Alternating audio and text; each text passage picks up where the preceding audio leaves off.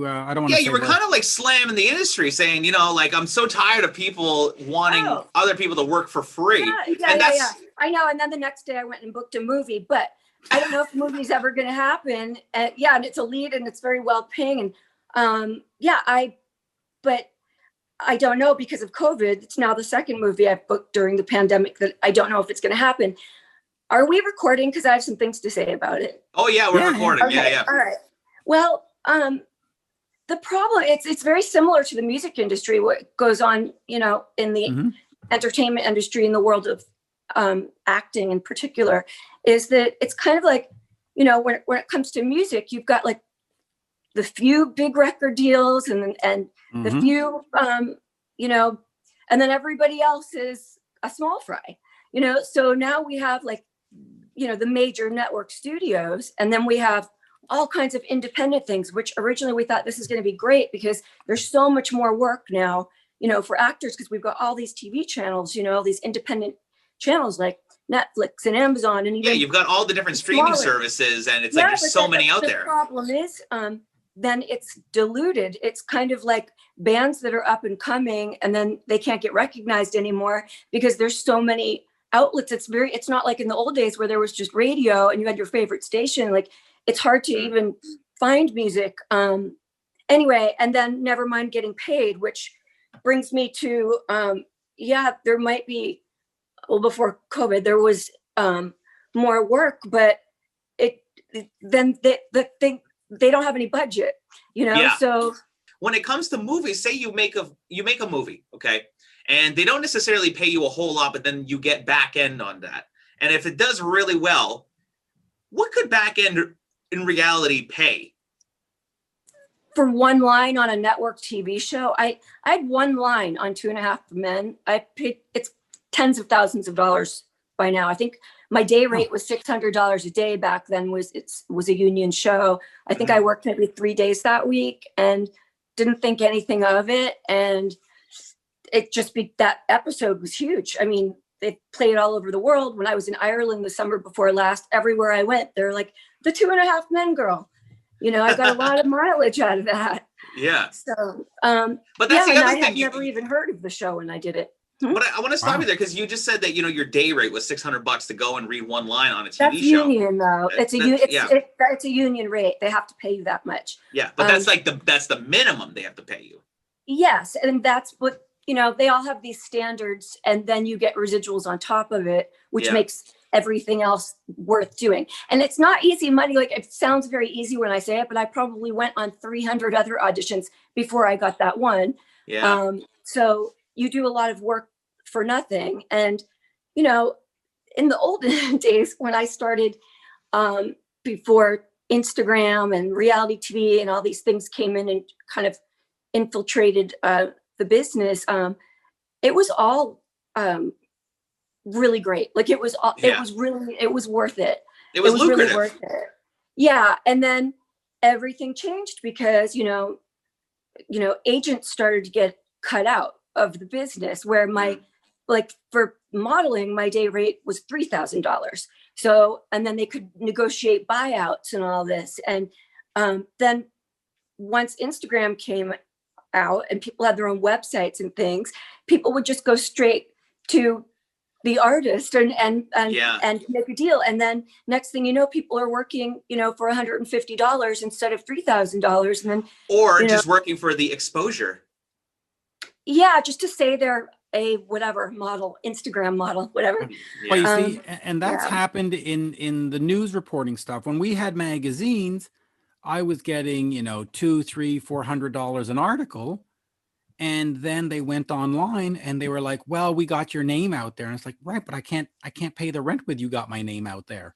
Well, that's the other thing, it used to be where I'd go on a million auditions, and an actor did commercial auditions because you averaged $50,000 for a commercial by the time you got all the residuals. So that supported you, because theatrical jobs usually get one every 6 months, and that's considered doing well. So that would carry you through. But then when everything started to change, these commercials are now non-union. they hire just anybody. The last time I actually got talked into doing one, it was a Little Caesars pizza, and I figured I was making $50,000. Well, they offered me $1,000. I said no. Then they said $1,500, and I'm like, oh, all right, I'm not doing anything else today. But I ended up missing 2 theatrical callbacks that day, though, from major network shows, and they don't give you a second chance. So you know what? I could have,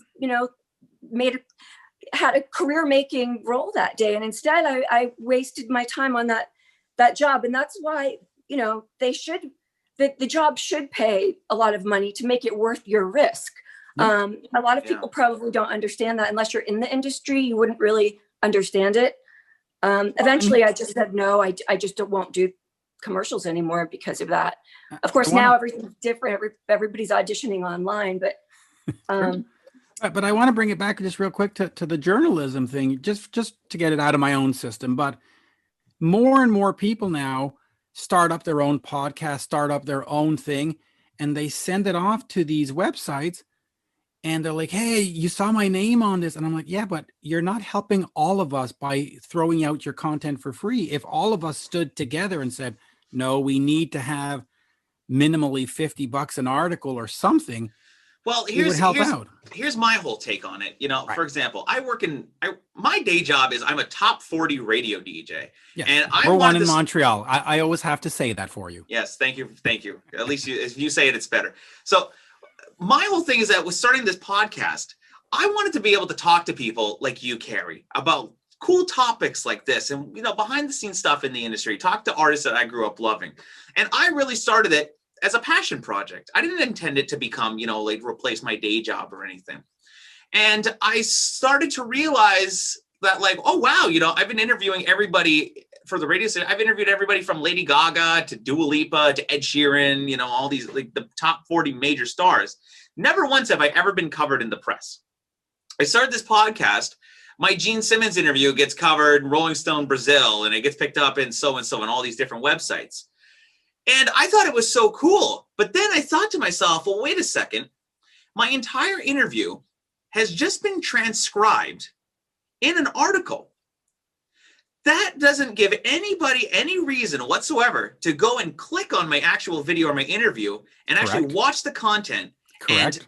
And which allows me to monetize it by ads on YouTube or whatever it may be. So they're taking away potential revenue from me. Correct. In turn, they are monetizing our content as creators who have gone out of our way to book the interviews, do the interviews, edit the interviews. It's not fair. Anybody that's getting a profit needs to share it with who helped them get that profit. That's absolutely. It's just highway robbery. It's not fair.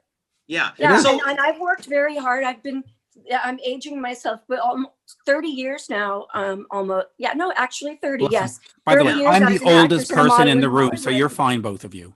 Okay, well, the point is, at this point in my career, look, I'm not Julia Roberts, I'm not Cindy Crawford, but I've been working really hard for 30 years, and I don't believe that anybody should come to me and ask me to do something for free, in a movie or a TV set or anything, because that is what I do for a living. Yeah, it's not a hobby, it's a career. And I've tried to explain it to a couple of my friends who also do podcasts. They're like, oh, did you see my name in X website? Or, oh, so-and-so website covered me in my article, my interview with so-and-so. I'm like, yeah, but dude, they just stole your content and they monetized it and not giving you a kickback or paying you for the work. They're stealing your content and then monetizing it. It's not fair and it's not right. Crazy. Well, I'm just going to, because I told you I would bitch when I talk to you about this, so I'm going to bitch. Yeah. So what really pisses me off more than anything now is the commercial audition process. Some theatricals, but mostly commercials. Now, listen to this bullshit. What they want you to do is come up with the fucking ad for them. So now, you're supposed to be the writer. You have to. So I'm like, I'm not doing that. So now they're going to they're going to have 100 actors or more audition, and then they're going to just. Whoever had the great idea creatively, they'll steal your improv bit and then hire somebody with a different look and put them in it. And now you're the advertising copywriter. And it just you're the agency. You're creating the ad for them, and then they just take it and then. Oh, and then the new thing now since COVID, they actually want you to film things yourself. SAG actually finally put its stop on this, but the producers were trying to get us to shoot things ourselves and then sign off that they have the rights to it. Even a Michael Bay film had me do this, a Michael Bay film. So they, and I'm just like, oh, great. So now I'm the DP, the director of photography. I'm the makeup artist. I'm the lighting guy. I'm the sound tech, and I'm writing the project too. Yeah. I mean, and I'm not getting anything. I just signed my life away. And like I said, I did that for a Michael Bay movie during the pandemic, and then SAG sent us all a letter and said, you know, that's against whatever union rules, because all those union jobs that are not but getting see, hired. Mostly commercials now are going non-union, and that's one big reason I won't do them, because they get away with murder. I mean, there's no labor laws. They don't have to give you residuals. It's a flat fee, and if I was on set, they could work me for 20 hours and not feed me. You know, at least when you're union, there's rules. And then you know, the pay thing, it really does hurt everybody. You know, some of these jobs when I was in like 30 years ago, the first thing I did when I was like an extra on a film, it was $100 a day. And now I've been offered that for actual commercials. And I'm like, are you fucking kidding me? You want me to drive to Hollywood and audition for it. And then you want me to maybe get a call back and then do a job that pays that little. I mean, it's insane. Why even do it? It's insane. And like, you know, I was just interviewing this guy. He's actually from Montreal last week. He is the session guitar player for Maroon 5 and David Guetta. He, you know, like the song Titanium. I am Titanium with Sia. He's the guitar player on that. And we were talking about how that works. And he's like, dude, I just get my day rate. And then I get I have like some performance rights on that, but you know, it does pay, but not as much. So he's like, you know, I could get $300 for a session, and then that song could get over 1 billion views on YouTube and make millions of dollars. And I'm the guy playing the riff, but I'm going to make pennies. I can't monetize residuals. I can't monetize my YouTube because I have movies and TV shows that belong to, you know, other people. Companies, so they've got the copyright, so I don't bother with it anyway. But again, I'll finish on the whole writer thing, but like you're saying, I'm the show booker. I have to book my own guests. I have to write the own questions. I have to pay for the infrastructure. And you know, I promote it. Look what you do all day long too. Like when I see your posts and I'm like, oh my God, like when does he have time to breathe? Yeah, I know. I don't have time to breathe. I'm 24 hours. I'm 24 hours a day. And you know, I went to a couple of the websites. There's the curfew alert. Amber alert? It's the curfew alert because Quebec is in a curfew. I turned my phone off. You have one every day? You have a curfew alert like every day? Well, yeah. Well, it just came in. It just came into effect today. But go on. Just to get over to it, you know, these sites, they a couple of the big sites, and I'm not going to name their names, but they take your content. And so I reached out to them and I said, hey, it's really nice that you transcribed everything and you took my content, and could you pay me? And instead of paying, they've banned me from there, so they don't use my content anymore. And it's just like, well, they blacklist you. I know the sites you're talking about without you having to say them. And they blacklisted me, but they're horrible. Yeah, because but then they're uninteresting. Like their whole medium is uninteresting. It is, and I'll tell you, the owner of this magazine in Toronto that became this website out in Toronto, he would always tell me how poor he is. First of all, he's living in Toronto, which is the highest, most expensive place in Canada, most expensive real estate. So the magazine and the website is obviously doing good enough to live in Toronto. But then they would fly off to Wacken in Germany, the big festival, or fly off to, you know, Arizona to record the new Rob Halford. And they'd say, wow, we get to write it off and the magazine pays for it. And it's like, wait a minute, you just told me you don't have $50 for an article, but you can go spend a week in Arizona. And it's just like, you know, you made that profit on my work. Yeah, Mitch, when I was, I think it was a while ago now, maybe like a decade ago, when I was looking for, you know, alternatives to, you know, the acting industry going downhill. And so I took a magazine writing course at UCLA, and I decided I was going to do that. And I did, I wrote for 2 online magazines. And neither one of them paid me. And then I got sick But of you it. got I was just exposure. like, How exciting. Yeah. yeah. And By the you way, know let's what? give some One of my exposure to the friends- book. Whoops, it's there it is. Oh, it's not coming through. Anyway, it's called Unrated Revelations of a Rock and Roll Centerfold with Carrie Stevens. I have it. I've read it. It is terrific. Make sure you buy it. Jeremy, I'll lend you my copy if you need. Yeah, I do. Though we're not allowed to see each other because of all the restrictions. Yeah. Are you near each other in Canada? Yeah, we're like 25 minutes from each other. Right, but we're literally not allowed to visit each other because he lives on the Indian reservation. So I don't think I'm allowed at all on your land. No, you are. You are, Really? but it's a thing. I don't know. Yeah. Whatever. Well, my audio book is supposed to be out like any minute. So when it is, I'll give you a link to it. Well, I hope you're narrating it. Yes, of course I did. I did it back in November. It's been done for a while. It just takes a really long time to, it took forever to get Amazon to approve it. And then I'm going to waste my time bitching about that. You guys will think I do nothing but bitch, but no, we like people that bitch. Easy. Let's put it that way. But you know what? The cool thing about bitching is that it actually gives and it shines a light on all the bullshit that goes on in the industry.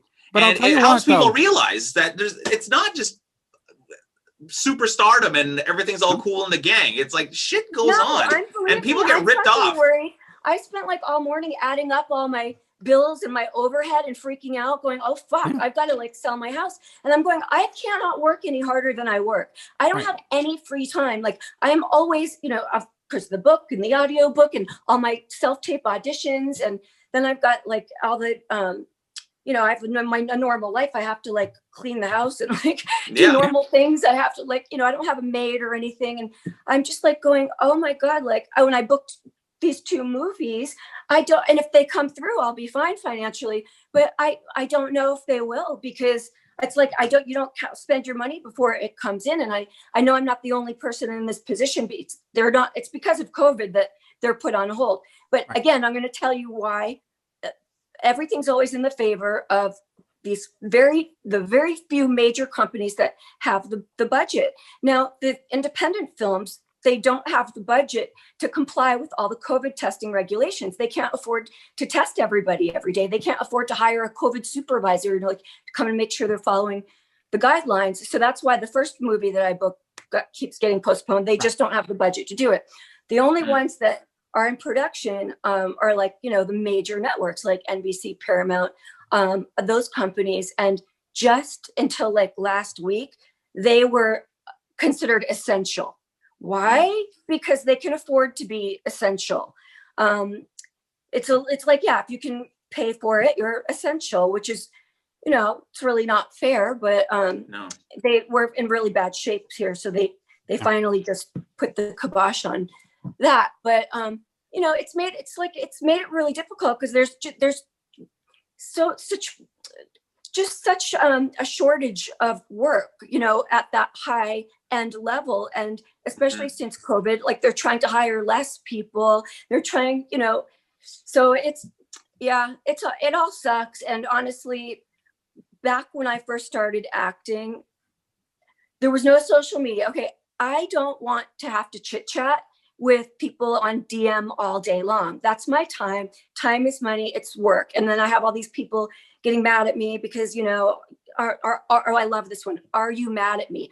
No, I don't even fucking know you. I'm not mad at you. But I'm glad you mentioned that because I get those too. They'll send messages on Facebook and on Twitter, and then I won't answer right away because sometimes I just don't see it. And then, are you mad at me? I'm worried about you. Do you get that one? I do. Yeah, I get that too. You. I didn't hear from you all day. I'm like, I'm going to tell you. I don't get the worried. I just get, why are you mad at me? Or you think you're too important. And I'm like, no, I've got a million.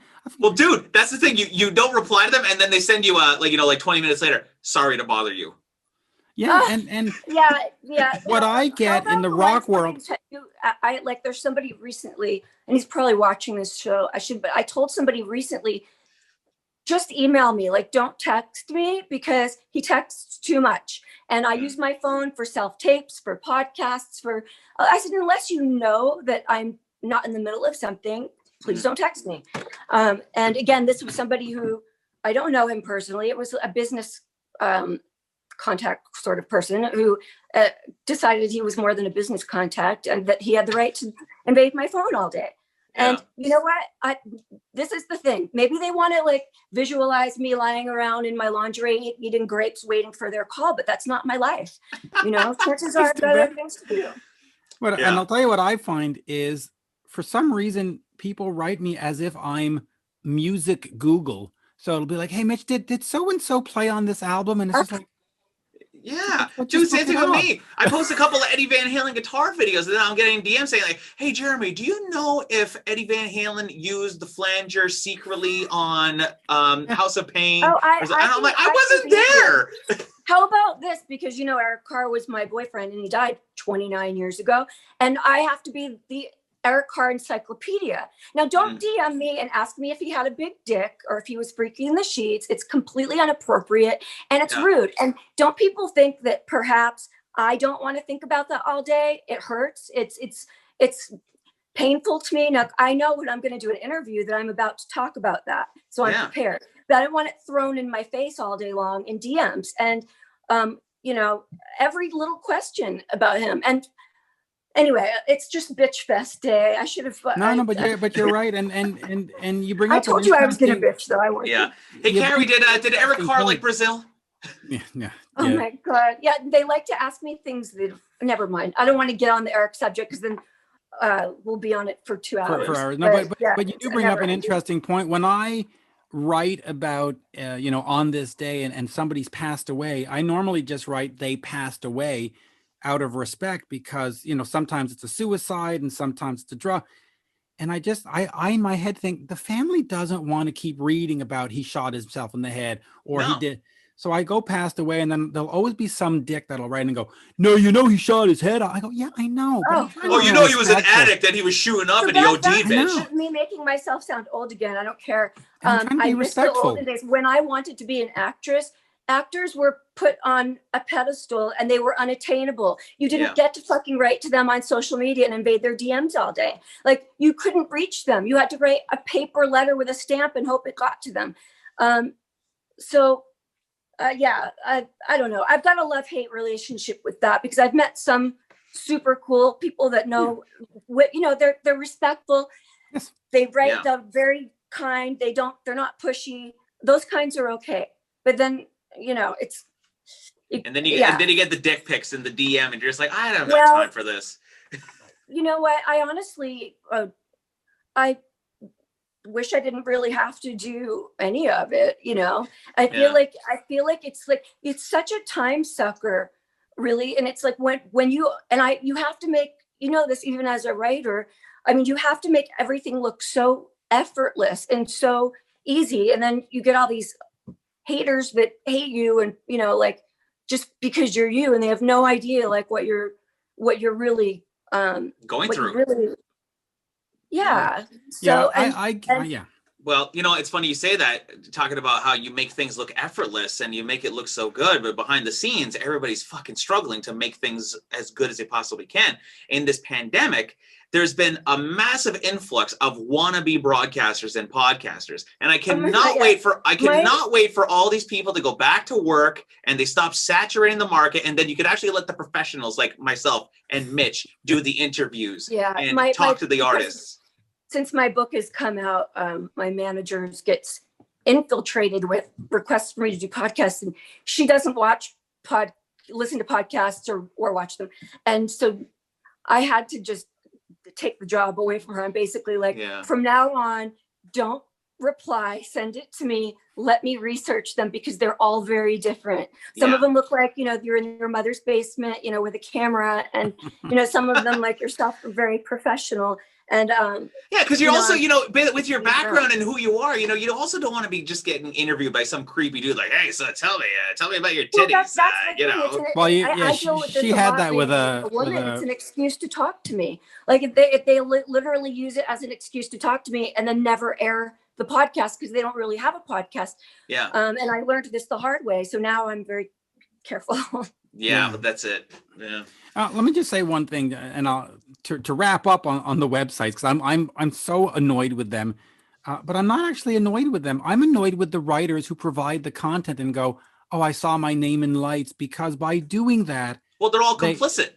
But yeah, well, they devalue. Listen, if I owned the website, I'd do the exact same fucking thing. Why not? If I can make $1 million by using other people, why not? I mean, it sounds horrible, but so do all the writers and would-be podcasters and stuff. Have value, have pride. When you send something off and they say they're going to run it, send them a bill, send them $20, 50, anything, just to say that what we do has value. And it's not just, oh, I see my name on a website. It's fleeting. It goes away. Yeah. And it doesn't do anything. So, I'll tell you something about, and, working in radio, in 2020, 2021 now, geez, radio is, a lot of people say it's a dying industry, and it's not a dying industry. Radio's worst enemy is radio, because they're just so stuck in their ways. You look at podcasts and people that are passionate about their projects, they invest money into, I'm in my house right now. This is my home studio. I went out of my way to buy these Everyone two TVs. is in their own house right now. Yeah, but that's what I mean. There's a difference between, a guy doing an interview in his basement versus an actual professional who has the resources to do something like this. Both of you have very cool backgrounds. I have to say, I'm impressed. Both of you, Thank you. Mitch looks like he's in outer space. I know. It's the you Ace look Frehley you're in a thing. high-end studio. And Well, he me, is. I've got like a white wall. But at least you have a nice white wall. There's people that would be sitting in their unfinished basements with their freaking, their fucking punching Minnesota bag hanging from Vikings. they got their laundry hanging on the rack. They got their, their punching bag hanging from the beam. I'm just like, at least people, you have a nice background. But I'm just saying, we've kind of gotten used to this. We've kind of gotten used to this life where it's like you're responsible for everything. We're going to cut as much budget as we can and get as little people to do as much work as possible. Well, okay. How many people did you cut at your station since the pandemic? Like, percentage wise, 30%, 40% of the? Well, they laid staff? off they laid off like 160 some people. Which represents what, like 50% of the staff, Really? 30% of the staff? Well, dude, that's like almost like every person in the office, like from salespeople to web people. The only people that So survive like for web 90% people. of the staff? No, I wouldn't say that. Maybe like 80. That's what I would think, because I don't see anybody. I never hear from anybody anymore. The only people that I am aware of being still there are bosses and on air and the web people. They got rid of one of our producers who was the main show producer. So now over the holidays, for example, I would usually go in, have a script writer from the copy department, and you then can I do would everything yourself. I'd go record the show with the producer, and he put every package. Now I have to do everything myself, and it's also to my fault that I'm capable of doing all of those things. So I have no choice but to say, okay, I guess I'll do it. But at the same time, we're for unionized. no extra pay. For no extra pay. With no additional compensation. And the funny thing is that we're unionized. These are union jobs, but now all of a sudden, because we don't have the budget and because I know how to do it, oh, Jeremy, can you just do this for us? Well, no, because that's actually somebody's career. Just because I know how to do it doesn't mean I should do it for free. This isn't a hobby for me. So it's constantly this give and take of like, I don't want to push back because, I don't want them to just say, oh, he's too much of a problem. And I don't want to, you don't want to deal with this. Too many headaches. Get somebody else to pay them less and they'll do equally job that he does. I also don't want to lose my job. So they kind of intimidate you into feeling that type of way, which gives you there's nothing, it gives you no excuse to not do the work.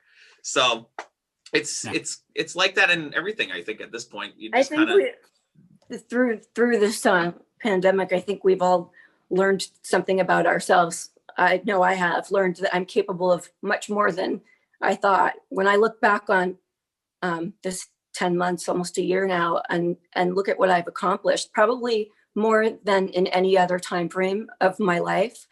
I did my book, the audiobook. I now twice launched my father's business, our partnership. He's a scientist, and I have a product called Skinny Snacks. And originally, before the pandemic, I was never going to sell it myself on a website. I had deals with stores, 3,000 stores. And then all of a sudden that happened. We have no stores to sell it in anymore. So now it's online, but I rebranded it twice.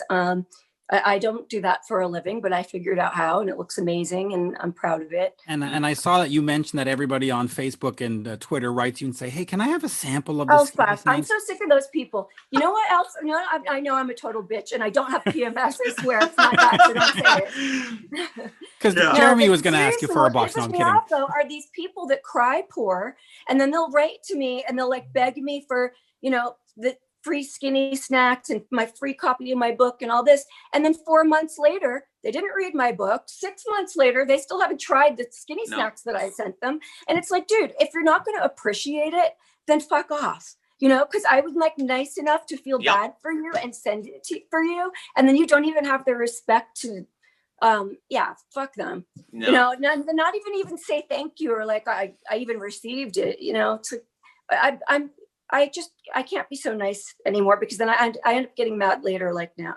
So no more Ms. Nice Carrie. Look at this, 2 interviews with Carrie. The first one I made her cry. This time I've got her upset. We're perfect.